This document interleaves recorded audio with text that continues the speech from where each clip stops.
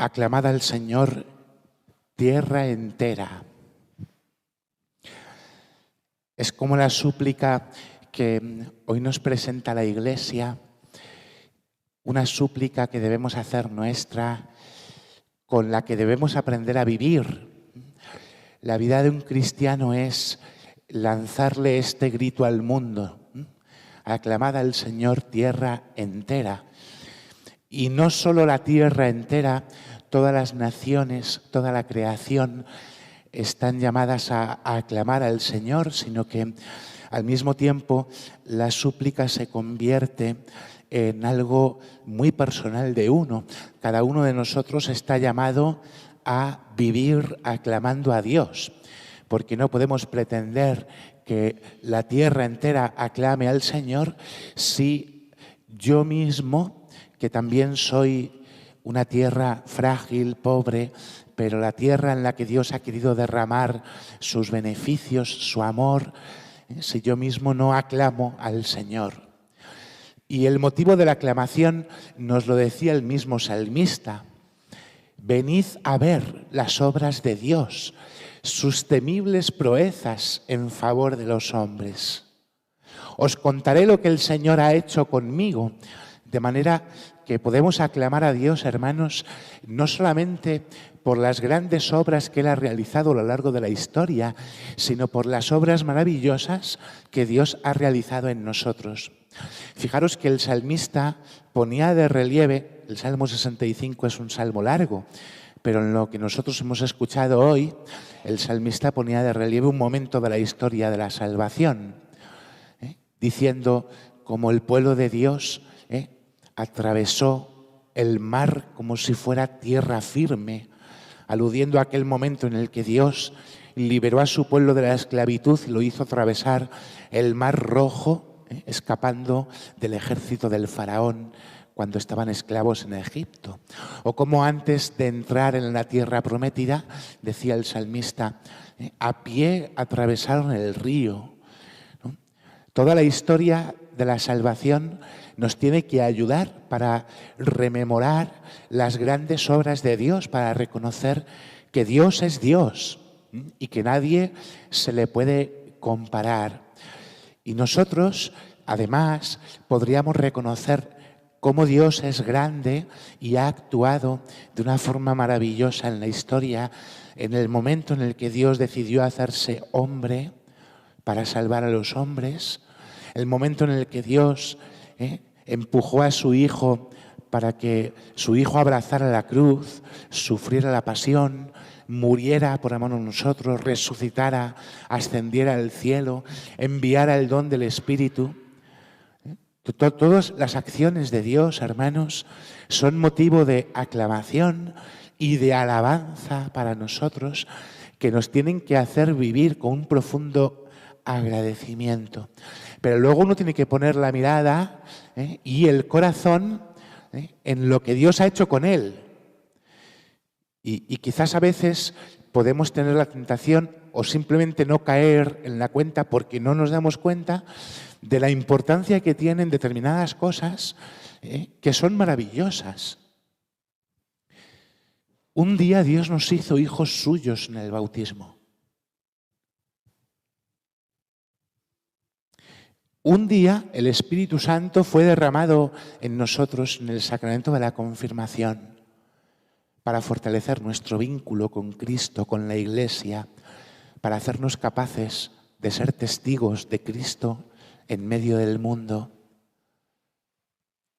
Hace no sé cuántos años, por primera vez uno mismo recibió el sacramento del cuerpo y de la sangre del Señor, que se nos entregó como alimento, y cuántas veces nos hemos acercado a recibir a Cristo. Cuántas veces el Señor ha perdonado mis pecados. Cuántas veces el Señor me ha fortalecido, me ha consolado. En cuántos momentos he podido acercarme al Señor a descansar en su corazón, en la oración. Cuántas veces me he desahogado, le he dirigido al Señor mis súplicas, le he contado mi vida. ¿Cuántos motivos tiene mi corazón para vivir aclamando a Dios? Porque al final no se trata de que yo en un momento concreto aclame lo bueno que Dios es y le alabe, ¿no? Sino que esto se convierta en una manera de vivir, ¿no? Mi vida dice que Dios es grande. Mi vida manifiesta que no hay nadie comparable con Dios. Que sin haber hecho yo ningún mérito, porque a veces podemos caer en el error de pensar que tenemos derecho a ciertas cosas cuando todo es gracia de Dios, sin haber hecho nosotros ningún mérito de nuestra parte, Dios se ha derramado de una forma muy abundante en nuestra vida. Nosotros hemos rezado el Salmo dando respuesta a la acción de Dios, a la acción del Espíritu en la primera iglesia, donde escuchábamos en los Hechos de los Apóstoles como el Espíritu Santo, por manos de Felipe, expulsaba espíritus inmundos, malignos, de aquellos que estaban poseídos, como el Espíritu sanaba enfermos, curaba paralíticos, lisiados. Se nos ha contado cómo el Espíritu descendió sobre todos aquellos sobre los que se les impusieron las manos. Toda la acción de la Iglesia, del Espíritu Santo en la Iglesia, es motivo para que nosotros aclamemos al Señor y que aclamando al Señor lo amemos y amándolo, como nos ha invitado el Señor a vivir hoy en el Evangelio, guardemos su palabra y guardemos sus mandamientos, que no es otra cosa que fiarnos de Dios y decirle al Señor que sí, sí, Señor, yo me fío del camino que tú me has marcado. Yo quiero recorrer el camino que tú me indicas. Yo quiero confiar en ti cuando me dices que esto está bien y que esto está mal. Yo quiero abrazar el camino que me conduce hasta ti, el camino que me puede llevar al cielo. Quiero confiar en la acción del Espíritu Santo, porque ya el Señor nos ha anunciado, guardaréis mis mandamientos y yo le pediría al Padre que os dé otro paráclito, otro defensor. A veces podemos vivir como defendiéndonos de un montón de cosas. Parece que vivimos siempre como a la defensiva, ¿no? Como si recibiéramos un ataque constante por todos lados, y no somos capaces a veces de ver que en nuestra vida ya hay quien nos defiende. El Espíritu Santo me defiende. Y por eso necesitamos vivir una sintonía con el amor de Dios. El Espíritu es el amor de Dios, el amor de la verdad que nos va conduciendo, nos va guiando por el camino de la verdad. El Señor no nos ha dejado solos. Dentro de poco el mundo ya no me verá, pero vosotros me volveréis a ver, decía Jesús. Y a Jesús lo podemos ver en la Eucaristía, lo podemos ver actuando en nuestra vida, lo podemos ver cuando nos dejamos mover, guiar, iluminar por el don del Espíritu Santo. A Jesús se le ve así. A Jesús se le ve así en la acción que Él realiza fundamentalmente a través de los sacramentos y en la vida de la Iglesia.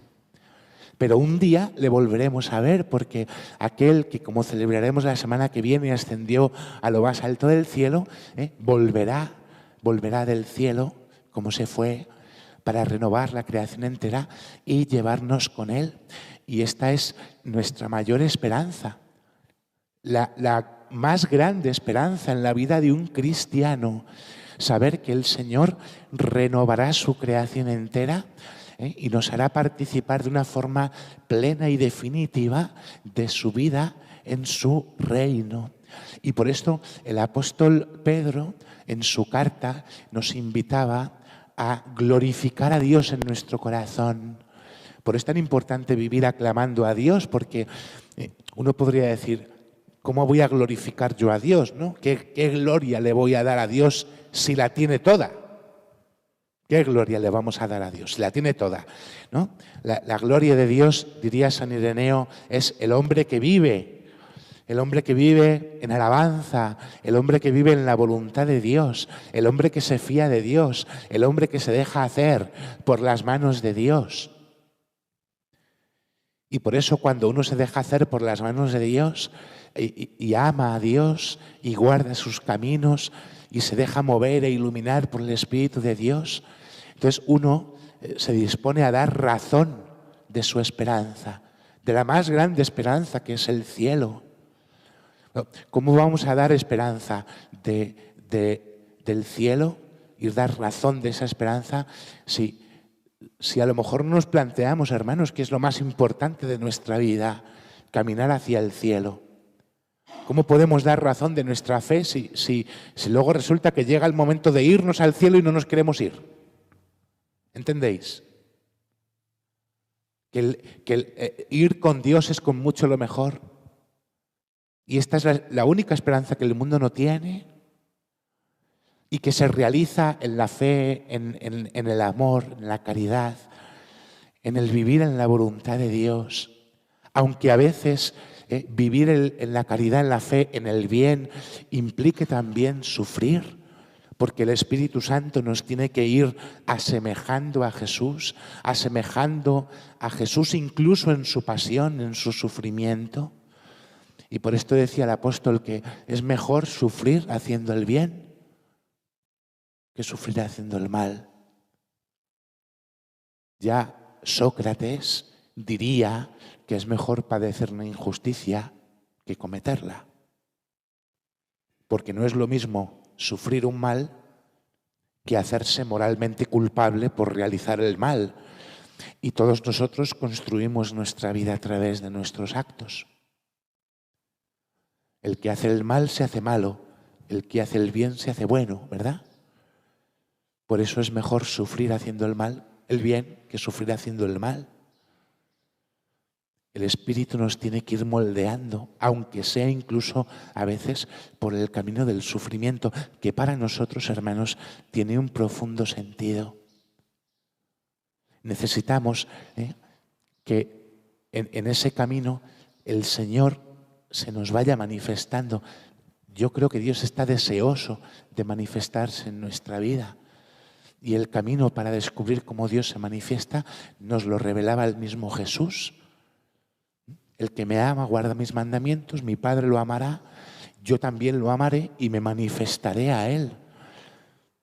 Por eso, para crecer en el amor también necesitamos que se manifieste en nuestra vida, como decíamos en la oración colecta, se manifieste en nuestra vida lo que repasamos en el recuerdo del corazón, del alma, repasar todas las obras de Dios. La vida del pueblo de Israel fue un constante tener que aprender a repasar las obras de Dios, a no perder la conciencia de quién eran ellos y de quién es Dios.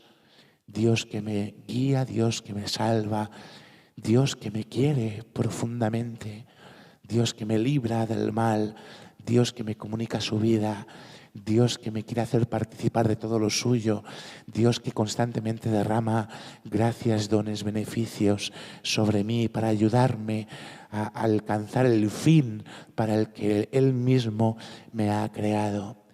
Por eso hoy podemos pedirle al Señor que el Espíritu de la verdad, el Espíritu que Él envía y enviará, como celebremos en Pentecostés sobre nosotros, se derrame sobre nuestra vida entera y nos ayude a amar a Dios con todo el corazón. Amén.